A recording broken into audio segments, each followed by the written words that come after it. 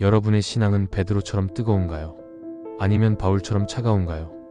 오늘은 신약 성경에서 가장 강력한 두 인물, 베드로와 바울의 신앙을 비교하며 우리의 신앙을 점검해 보려고 합니다. 믿음을 지킬 때 감정을 앞세우고 뜨거운 열정으로 나아가시나요? 아니면 철저한 논리와 신학적 깊이를 바탕으로 흔들림 없는 신앙을 다져가고 계신가요? 이 두 사람은 예수님을 전한 위대한 사도들이었지만 성격, 사역 방식, 신학적 입장에서 완전히 다른 모습을 보였습니다. 베드로는 예수님을 직접 따라다니며 가장 가까이에서 가르침을 받았고 열정적으로 복음을 전한 사도였습니다. 하지만 감정이 앞서 실수를 반복하는 모습도 자주 보였습니다. 반면 바울은 예수님을 직접 뵌 적은 없었지만 논리적이고 체계적인 신학자로서 기독교 교리를 확립하고 이방인 선교에 헌신했던 인물이었습니다. 그렇다면 우리는 누구를 닮아야 할까요? 베드로처럼 가슴으로 믿고 뜨겁게 신앙을 고백해야 할까요? 아니면 바울처럼 철저한 이해와 깊은 신학적 지식으로 신앙을 다져야 할까요?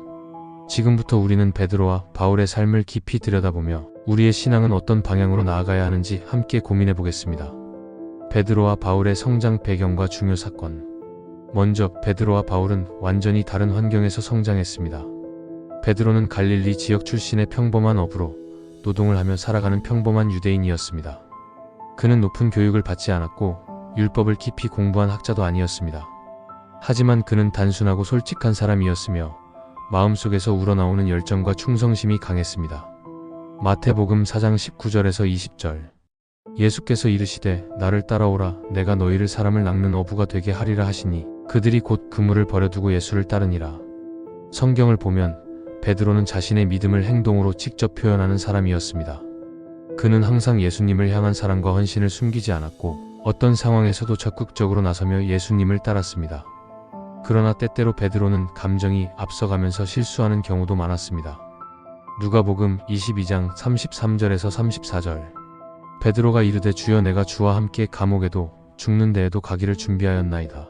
이르시되 베드로야 내가 네게 말하노니 오늘 달기 울기 전에 네가 3번 나를 모른다고 부인하리라 하시니라. 예수님께서 십자가에 달리시기 전 베드로는 결코 예수님을 부인하지 않겠다고 장담했습니다. 하지만 결국 그는 3번이나 예수님을 모른다고 부인했고 자신의 행동을 깨닫고 통곡하며 회개했습니다. 예수님이 체포될 때는 너무 흥분한 나머지 칼을 뽑아 대제사장의 종의 귀를 자르는 충동적인 행동을 보이기도 했습니다. 또한 예수님을 향한 믿음으로 물 위를 걷는 기적을 경험했지만 순간적인 두려움과 의심이 생기자 곧 물속으로 빠져버리고 말았습니다. 그러나 그는 단순한 실수로 끝나지 않았습니다. 그는 자신의 약함을 인정하고 변화하려고 노력했고 결국 성숙한 지도자로 성장하게 됩니다. 사도행전 2장 41절. 그 말을 받는 사람들은 세례를 받음에 이날에 신도의 수가 3,000이나 더하더라. 오순절에는 성령 충만한 설교를 통해 단 한 번의 메시지로 3,000명이 넘는 사람을 회개시키는 놀라운 역사를 이루었고 이후 초대교회의 중요한 지도자로서 신앙 공동체를 이끌었습니다. 한마디로 베드로는 감정적이고 즉흥적인 사람이었지만 그 열정과 충성심이 점점 성숙한 신앙으로 변화되었습니다. 실수를 했음에도 불구하고 끝까지 예수님을 따랐던 그는 우리가 신앙을 살아가는 과정에서 실패할 때마다 다시 일어설 수 있다는 희망을 보여주는 인물입니다.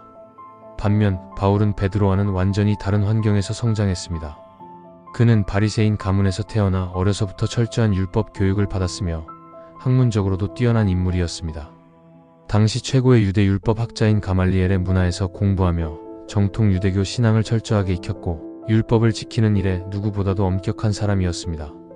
또한 바울은 로마 시민권을 가지고 있었는데 이는 당시 유대인들에게는 흔하지 않은 특권이었으며 이후 그의 사역에서도 중요한 역할을 하게 됩니다. 그러나 사도행전 9장 1절에서 6절 말씀을 보면 바울은 처음부터 예수님의 제자가 아니었습니다. 오히려 그는 기독교를 강력히 반대했던 사람이었습니다. 초기 기독교인들은 유대교의 전통적인 율법과 다른 가르침을 전하고 있었고 바울은 이를 이단으로 간주했습니다. 그는 기독교인들을 핍박하며 직접 체포하는 일에 앞장섰으며 예수님을 따르는 사람들을 박해하는 것이 옳은 일이라고 확신했습니다. 그는 기독교를 없애야 한다는 신념으로 가득 차 있었고 많은 신자들을 감옥에 가두고 심지어 죽음으로 몰아넣기도 했습니다. 하지만 그의 인생은 다메섹으로 가던 길에서 완전히 뒤바뀌게 됩니다. 사도행전 9장 15절. 주께서 이르시되 가라 이 사람은 내 이름을 이방인과 임금들과 이스라엘 자손들에게 전하기 위하여 택한 나의 그릇이라. 그는 극적인 체험을 통해 예수님을 만나게 되었고 이후 그는 완전히 다른 길을 걷게 됩니다. 예수님을 따르던 사람들을 핍박했던 그가 이제는 누구보다도 열정적으로 복음을 전하는 사람이 되었습니다. 그가 경험한 변화는 단순한 회심이 아니라 그의 삶 전체를 뒤흔드는 근본적인 변화였습니다. 바울은 이후 기독교 신앙을 체계적으로 정리하는 데 중요한 역할을 했습니다. 그는 직접 여러 교회를 세우며 복음을 전했고 신학적으로 깊이 있는 편지들을 남겨 기독교 교리를 정리하는 데 기여했습니다. 오늘날까지도 많은 신앙인들에게 중요한 영향을 미치고 있습니다. 한마디로 바울은 철저한 신학자이자 전략가였으며 기독교를 전 세계로 확장하는 데 결정적인 역할을 했습니다. 바울의 사역은 단순히 많은 사람들에게 복음을 전하는 것을 넘어 기독교 신앙을 논리적으로 정리하고 체계적으로 확립하는 데 결정적인 기여를 한 것입니다. 그렇다면 베드로와 바울의 사역 방식은 어떻게 달랐을까요? 베드로와 바울의 사역 방식은 매우 달랐습니다. 하나님께서는 베드로에겐 유대인을, 바울에겐 이방인에게 복음을 전하도록 부르셨습니다. 갈라디아서 2장 7절에서 8절. 도리어 그들은 내가 무할례자에게 복음 전하기를 베드로가 할례자에게 맡음과 같이 맡은 것을 보았고 베드로에게 역사하사 그를 할례자의 사도로 삼으신 이가 또한 내게 역사하사 나를 이방인의 사도로 삼으셨느니라 라고 기록되어 있습니다. 베드로는 예수님의 12제자 중 한 명으로 초대 교회에서 중요한 역할을 맡았으며 유대인들에게 복음을 전하는 사명을 감당하는 핵심 사도가 되었습니다. 예수님께서 승천하신 후 제자들과 신자들이 마가의 다락방에서 성령을 기다리고 있을 때 성령께서 임하셨습니다. 베드로는 성령의 충만함을 받고 예루살렘에서 담대하게 설교하였으며 단 한 번의 메시지로 3,000명이 넘는 사람들이 회개하고 세례를 받는 놀라운 역사가 일어났습니다. 그는 유대인들에게 예수님이 그들이 기다리던 메시아이며 십자가에서 죽으셨다가 부활하셨음을 증거했습니다. 그의 설교를 들은 많은 유대인들이 자신의 죄를 깨닫고 회개하며 예수님을 믿게 되었습니다. 오순절 사건 이후 그는 초대 교회의 지도자로서 유대인 기독교 공동체를 이끄는 핵심 리더가 되었습니다. 예루살렘을 중심으로 유대 지역에서 사역하며 복음을 전하고 교회를 세우는 역할을 감당했습니다. 유대인 신자들은 예수님을 믿고도 여전히 율법을 중요하게 여겼고 베드로는 신앙과 율법의 관계를 조율하며 교회를 이끌었습니다. 사람들에게 회개의 메시지를 선포하며 예수님의 부활이 진정한 소망임을 강조했습니다. 베드로의 주요 사역지는 유대인이었으며 그는 예루살렘 교회를 중심으로 유대인 기독교 공동체를 세우고 초대 교회의 기초를 다지는 역할을 감당했습니다. 결국 그는 유대인들을 대상으로 복음을 전하는 사명을 맡았으며 그의 설교와 사역을 통해 수많은 유대인들이 예수님을 믿고 기독교 공동체에 합류하게 되었습니다. 반면 바울은 주로 이방인을 대상으로 복음을 전하는 사명을 감당했습니다. 그는 단순히 한 지역에 머물러 사역한 것이 아니라 유대인뿐만 아니라 로마, 고린도, 에베소, 갈라디아 등 여러 이방 지역을 다니면서 직접 교회를 개척하고 복음을 전파하는 사역을 감당했습니다. 바울의 사역은 기독교가 특정 민족이나 지역에 국한된 것이 아니라 모든 사람을 위한 복음임을 강조하는 것이었습니다. 그는 유대인들뿐만 아니라 헬라 문화와 로마 세계 속에서 살아가던 이방인들에게도 예수님의 복음을 논리적으로 설명하며 전파했습니다. 당시 헬라 문화는 철학과 지적인 토론이 활발한 곳이었으며 바울은 이러한 배경을 이해하고 그들의 문화 속에서 효과적으로 복음을 전하기 위해 노력했습니다. 단순히 전통적인 유대 율법을 가르치는 것이 아니라 복음이 모든 민족과 문화권의 사람들에게 동일하게 적용된다는 사실을 강조하며 선교했습니다. 바울은 철학자들이 많이 모이는 아레오바고에서 직접 연설하며 이방인들에게 복음을 전한 대표적인 인물이었습니다. 예수 그리스도의 십자가와 부활을 통해 하나님께서 온 인류를 구원하신다는 핵심 메시지를 전하는 데 집중했습니다. 또한 그는 복음을 단순히 선포하는 것에 그치지 않고 각 지역의 교회를 세우고 성도들을 양육하며 교회가 지속적으로 성장할 수 있도록 도왔습니다. 바울이 개척한 교회들은 그의 편지를 통해 신앙을 더욱 깊이 이해하고 신학적으로 성장할 수 있었습니다. 그는 로마서, 갈라디아서, 고린도서 등 여러 서신을 남겼으며 이 서신들은 기독교 신학을 체계적으로 정리하는 중요한 기초가 되었습니다. 이처럼 베드로는 유대인들에게 예수님이 그들이 기다리던 메시아임을 전하며 형제들아 유대인이여 예수님이 메시아다라고 선포했다면 바울은 철학자들이여 이방인이여 복음은 모든 사람을 위한 것이다라고 외치며 복음의 보편성을 강조했습니다. 오늘날까지도 그의 서신과 가르침은 많은 신앙인들에게 중요한 가르침이 되고 있습니다. 베드로와 바울은 신학적으로도 많은 차이가 있었습니다. 베드로와 바울은 모두 예수님의 복음을 전하는 사명을 감당했지만 신앙과 율법의 관계를 바라보는 관점에서 충돌하기도 했습니다. 특히 갈라디아서 2장 11절에서 14절을 보면 두 사람 사이에 큰 갈등이 있었던 사건이 기록되어 있습니다. 갈라디아서 2장 11절에서 14절. 그러나 게바가 안디옥에 이르렀을 때 책망받을 일이 있기로 내가 그를 대면하여 책망하였노라. 그러나 나는 그들이 복음의 진리를 따라 바르게 행하지 아니함을 보고 모든 자 앞에서 게바에게 이르되 내가 유대인으로서 이방인에 행하며 유대인답게 살지 아니하면서 어찌하여 억지로 이방인을 유대인답게 살게 하려느냐 하였노라. 어느 날 베드로가 이방인들과 함께 식사를 하고 있었는데 유대인들이 오자 갑자기 태도를 바꿔 이방인들과 거리를 두는 행동을 했습니다. 원래 베드로는 하나님께서 주신 환상을 통해 이방인들도 복음을 받아들일 수 있음을 깨닫고 고넬료의 집에서 이방인들과 교제하며 그들에게 복음을 전했던 경험이 있었습니다. 그러나 정작 유대인들이 있는 자리에서는 이방인들과 함께하는 것을 꺼리는 모습을 보였습니다.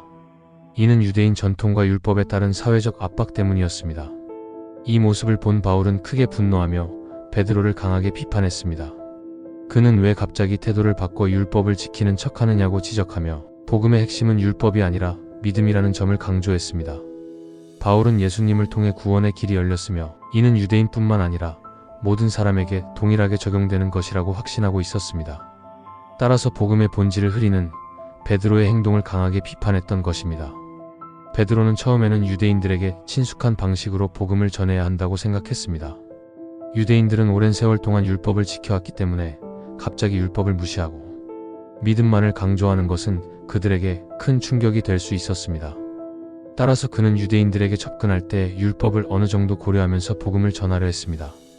그러나 바울은 율법보다 믿음이 더 중요하다고 강조하며 예수님을 믿는 것만이 구원의 기준이 되어야 한다고 주장했습니다. 결국 베드로도 바울의 주장을 인정하며 모든 사람이 예수님을 믿음으로 구원받는다는 것을 강조하게 되었습니다. 이 사건은 단순한 의견 차이를 넘어 기독교 신학의 발전에 중요한 전환점이 되었습니다. 초대 교회는 유대인과 이방인 모두를 포용하는 공동체로 성장해야 했으며 이를 위해서는 신앙의 본질이 무엇인지 명확히 해야 했습니다. 베드로와 바울의 논쟁을 통해 기독교는 율법의 행위를 강조하는 종교가 아니라 예수 그리스도를 믿는 믿음으로 구원받는 신앙이라는 핵심 교리를 더욱 분명하게 세워나갈 수 있었습니다. 그렇다면 두 사람의 죽음과 마지막 사역은 어땠을까요? 두 사람의 마지막도 달랐습니다. 베드로와 바울은 모두 예수님을 전하다가 순교했지만 그 과정과 죽음의 방식에는 차이가 있었습니다. 베드로는 로마에서 복음을 전하던 중 네로 황제의 박해로 순교하게 됩니다. 당시 로마 제국에서는 기독교가 급속히 확산되고 있었고 특히 네로 황제는 기독교인들을 탄압하는 데 앞장섰습니다. 네로는 로마 대화제가 일어난 뒤 그 책임을 기독교인들에게 돌렸고 많은 신자들이 체포되어 잔인한 형벌을 받았습니다. 베드로 역시 이 박해 속에서 체포되었고 결국 십자가형을 선고받게 됩니다. 그는 로마 군인들에게 나는 예수님처럼 죽을 수 없다. 나를 거꾸로 매달아 달라. 라고 요청했고 결국 그는 거꾸로 십자가에 매달린 채 순교했다고 전해집니다. 이 모습은 그의 겸손한 신앙과 예수님을 향한 깊은 사랑을 보여줍니다. 그는 자신의 삶을 온전히 예수님께 드렸으며 마지막 순간까지도 예수님의 길을 따르고자 했습니다. 반면 바울도 로마에서 순교했지만 그의 죽음은 베드로와는 다소 다른 방식이었습니다. 바울은 로마 시민권을 가진 인물이었기 때문에 로마 법에 따라 십자가형 대신 참수형을 당하게 됩니다. 십자가형은 주로 노예나 로마 시민이 아닌 사람들에게 내려지는 처형 방식이었기 때문에 로마 시민이었던 바울은 비교적 덜 잔인한 방법으로 처형되었습니다. 바울은 감옥에서도 끝까지 복음을 전하는 일을 멈추지 않았습니다. 그는 감옥에 갇혀 있으면서도 신앙을 포기하지 않았으며 자신의 마지막을 준비하면서도 교회와 성도들을 향한 사랑을 담아 편지를 썼습니다. 특히 디모데에게 보낸 마지막 편지는 그의 삶의 마지막 순간을 기록한 중요한 서신입니다. 그는 편지에서 자신의 믿음을 끝까지 지키겠다는 결단을 보이며 하나님께서 자신을 의로운 길로 인도하셨음을 확신하는 모습을 보였습니다. 바울의 마지막은 그의 삶 전체를 대변하는 듯 했습니다. 그는 한때 기독교를 박해하던 사람이었지만 예수님을 만난 이후 자신의 모든 것을 복음 전파에 바쳤습니다. 그는 감옥에서도 선교를 멈추지 않았고 마지막 순간까지도 하나님의 말씀을 전하는 사명을 다했습니다. 결국 베드로는 예수님처럼 십자가에서 순교하며 자신을 낮추고 끝까지 예수님을 따르는 길을 걸었고 바울은 끝까지 복음을 위해 싸우며 교회를 세우고 신앙을 지키는 성도들을 위해 마지막까지 가르침을 남기며 생을 마감했습니다. 베드로와 바울은 모두 예수님을 따랐고 하나님의 복음을 전하는 위대한 사명을 감당했습니다. 그렇다면 우리는 누구를 닮아야 할까요? 우리는 이 두 인물의 특징을 깊이 묵상하며 우리의 신앙은 어떤 방향으로 나아가야 할지를 고민해 보아야 합니다. 베드로형 믿음은 감정적이고 열정적이지만 실수를 통해 성장하며 결국 변화하는 스타일입니다. 그는 즉흥적이고 솔직한 성격을 가졌으며 예수님을 향한 사랑이 뜨거웠습니다. 때로는 자신의 감정에 휘둘려 실수하기도 했지만 중요한 순간마다 다시 일어나 회개하며 더욱 성숙한 신앙을 갖게 되었습니다. 그의 삶은 우리에게 신앙이 단순히 완벽한 것이 아니라 실수를 통해 배우고 성장하는 과정임을 보여줍니다.